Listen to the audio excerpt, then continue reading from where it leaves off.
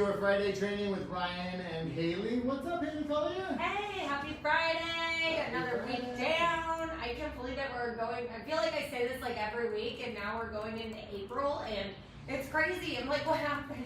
What happened to January? It was just St. Patty's Day. Wait, it was just Valentine's Day. Yeah, it's what crazy. Happened to the New Year? So I mean, and everything's ever changing in our industry. Rates moving up and down. Things are always changing, and it is a wild ride, I think, to be in real estate in San Diego. I mean, even last night we were on a clubhouse, and we were hearing it's like this in other countries. Like in Canada, one of the real estate agents was on Inventories in Canada? Yeah, in Canada. In Canada, yeah, inventory is extremely tight there. So it's happening everywhere, and it's just crazy to hear that it's not just our market where people are getting multiple offers, bid out, craziness. And Rodrigo, if you're on the call, if you can chime in from Costa Rica, let us know how the market. If the inventory tight in Costa Rica, I must know. No, that is crazy. I mean, so yeah. Obviously it's a great buyer's environment. Money is historically cheap to borrow, meaning that the interest you'll pay to borrow the money is less than it's ever been. So that brings a lot of people's buying power up. It expands the buyer pool. We already had a shortage of housing inventory, and it just seems to be getting shorter and shorter. So keep on reaching out to those sellers, reaching out to those buyers, keep just trucking away. You will find success. But today we are going to talk. I was in a little bit of a coaching mode because I did Sam's class yesterday, so I was like going to come out coaching a little bit with some mindset and some tactics. But I forgot this is our title training day. It's our Ticor Title training day. Yes. Oh, I like that one too.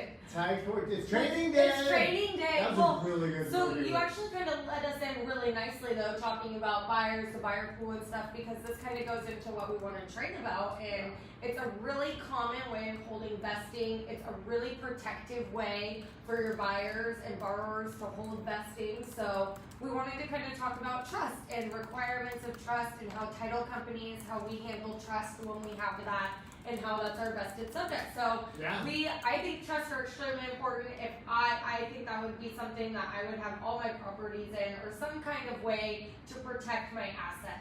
Really, really well said. And I have just a subjective opinion on the matter is that yes, you should hold your greatest asset, which in San Diego and in the U.S. tends to be your real estate holdings, in a trust. Because what is a trust? A trust is something that you build that is a playbook and gives a list of instructions.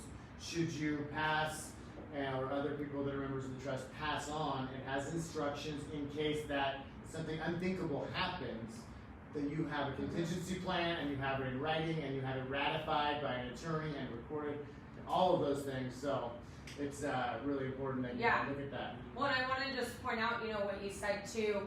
We get it all the time being on the title company side, like, oh, well, there's a will. A will is great, it gives a playbook, but if the property is not recorded in a trust and there's not a trust to go correlate with the property, the vesting, unfortunately, that still leads us to probate, and that's a really hard thing to do. It's really tough, especially with families getting involved, So the trust kind of just helps eliminate that whole process. Nobody wants to go to court, especially right now. Like the process of going to court is like 12 to who knows, probably a year and a half back up. A lot of Zoom now. Go to court for something. It's all Zoom. It's just the COVID nightmare continues in court systems. So it's really important to know that a will is completely separate than a trust. A trust is the recorded vesting of how your property is held. And a lot of people, my grandparents, parents out there, they think, well, I have a will. I'm good. My intent. I wrote it on this napkin. My wishes are all right here. As long as you have a will, you're good. A will and trust. The trust is the observed authority in the case of passing on to the next place. You've got something that protects your loved ones, and you have a voice beyond the grave, essentially, of what happens to your assets. That's the power of a trust. So if you own property, as you usher buyers through the process, definitely recommend and at least make them aware of what they could potentially save in thousands and thousands in attorney's fees and probate, et cetera, et cetera. Yeah.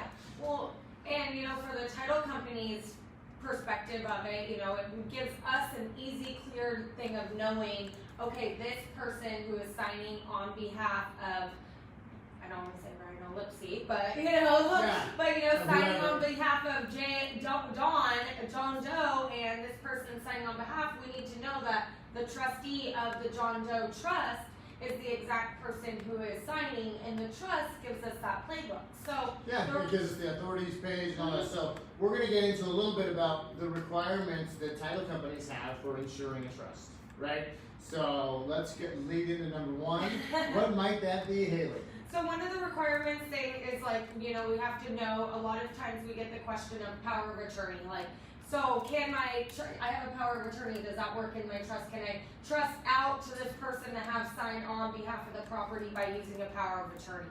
So what does that mean? Taking it out of the trust, saying that this person is okay to sign on behalf of the trust for the property to sell. Unfortunately, it gets a little sticky there. A lot of trusts do not allow power of attorneys. So that's one of the requirements where we would require to review the entire trust. We need to make sure that the trust does not have any outliers or anything that states that there cannot be a power of attorney used to transfer this property. So, and if you boil it down from a basic layperson level, you're saying that the trust hereby abdicates authority to this other entity to sign and encumber debt and sell assets and sell real estate on behalf of the trust. That's a major shift of authority. So it should raise a red flag with the title company and say, whoa. Let's verify, let's dot all the I's and cross all the T's on this thing. And even then, many times, the underwriter will deny the request for power of attorney to sign on behalf of the trust just because it's so major. So that's kind of basic. I just wanted to break that down for us blue collar folks over here from Spring Valley a little bit to let you know that that's why they do that, because it's allowing another person to take authority and sign and sell stuff and put debt on stuff in the trust on behalf of the trust that wasn't originally in the trust. So does that make sense? Yeah, we really trust that you're going to pick this up, okay? Which leads us into, one of the requirements that Ticor or any title company would need when a property isn't in trust is having the trust documentation. Yeah. So we need to be able, if the property is set in a trust, we have to have the trust documentation, the pertinent pages stating us who has the authority to sign.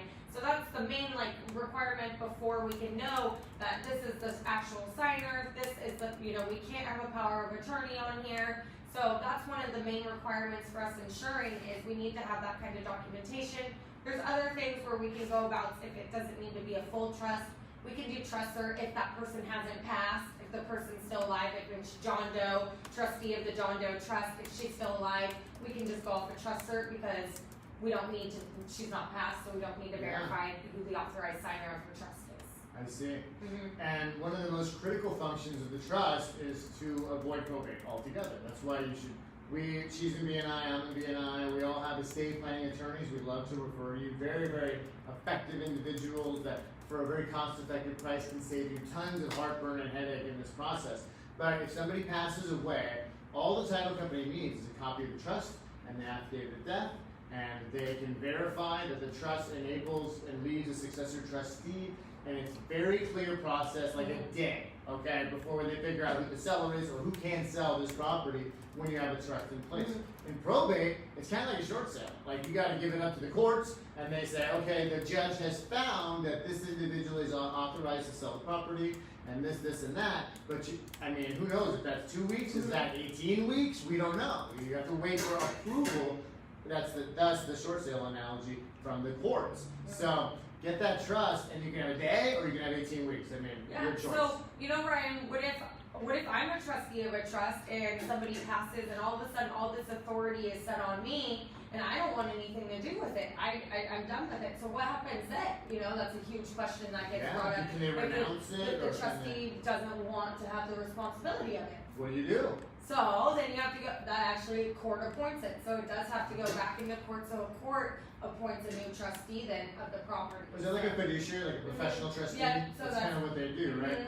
So that's the case. We've had that come up. We've had scenarios where the person's like, I don't want anything to do with this. I don't want this responsibility. I'm on a freaking island in Jamaica. I'm not dealing with any of this stuff. Not my circus, not my monkeys, I'm removed. I don't want. And so there actually, is a process. So there's a third party professional that can substitute in and make calls on behalf. Or know, Or just follow the trust. The trust also might say, if this person's not able to act, this is the following trustee, and the court can appoint that to be the authorized signer of all the prior trustees' information.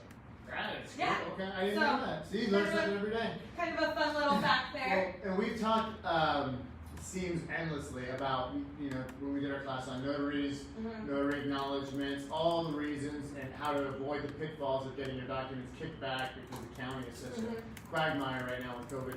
So, does it change for a trust in terms of acknowledgements? Does the notary use the same acknowledgement?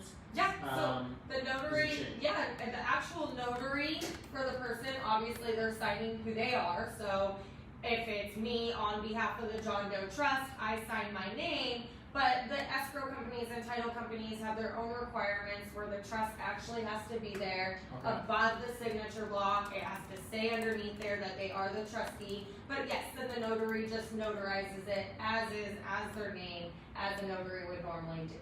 So, that's how that works. I would say, just to kind of land the plane on trust and understanding how to work within a trust, rule of thumb, if you're a broker that, whether you're listing a building, a house, a condo, a mobile home, whatever, and you see it, because, you know, like we did in the last, what do you do with title when you get a listing? We open the title, start the prelim, get the legal investing right away. When you look at the vesting and you see that it's vested or owned in a trust, the first thing you have to get a copy of the trust. You're going to call me and say, Ryan, it's in a trust, what do I do? I'm going to say, we're going to need to see a copy of the trust. Because one of the questions on this sheet is, what are the powers of the trust? Well, it just kind of spits it back at you. Whatever the provisions of the trust are, empower the trustee to do that thing. So it's all going to be, a bottom line is we need to see a copy of the trust.